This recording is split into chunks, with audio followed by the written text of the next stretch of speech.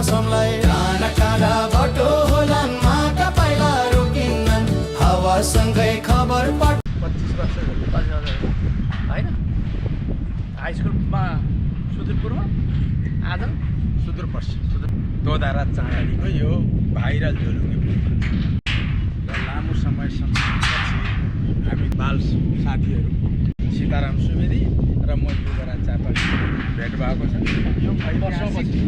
यो ऐतिहासिक समयमा हामीले एकापसमा पाउँदा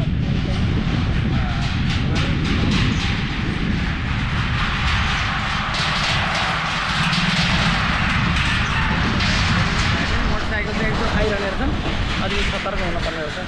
तम्रो सम्झना छुटिनन् सुदूर अब दूर नाइ झिक्कै झिक्कै माया तँलाई बैतडीका बिर्सी जस्तो मन मेरो सफा छ तँलाई सम्झिँदा माया दिन रात निद्रा कहाँ छ है सुदूर अब दूर नाइ।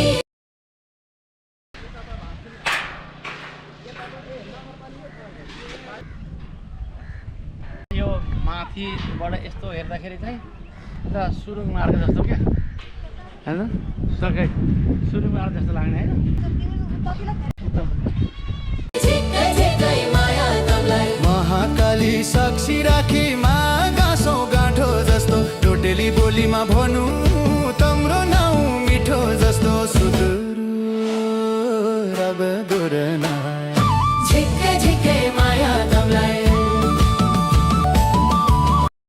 बालसखाले आज सुदूर पूर्व कोशीबाट सीताराम सुवेदी र युवराज चापागाई अहिले सुदूर पश्चिममा आएर दोधारा चाँडालीमा यो ठाउँमा भेट भएको छ। पुलमा हामी रमाइलो गर्दैछौँ। 25 वर्ष पछाडिको यो भेटघाट मिलन होला।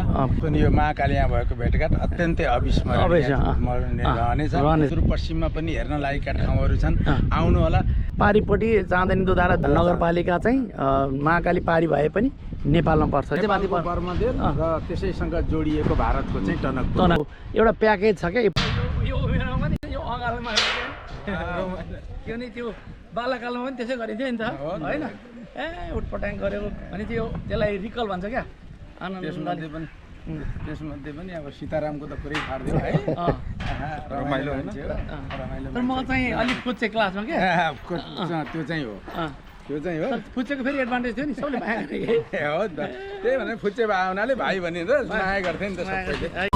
अछामका जुन झैँ उज्यालो बझाउ जस्तै गहिरो माया अछामका जुन झैँ उज्यालो बझाउ जस्तै गहिरो माया तम्रो हाँसो सुन्न पाए भने भुलु संसार सारा छाया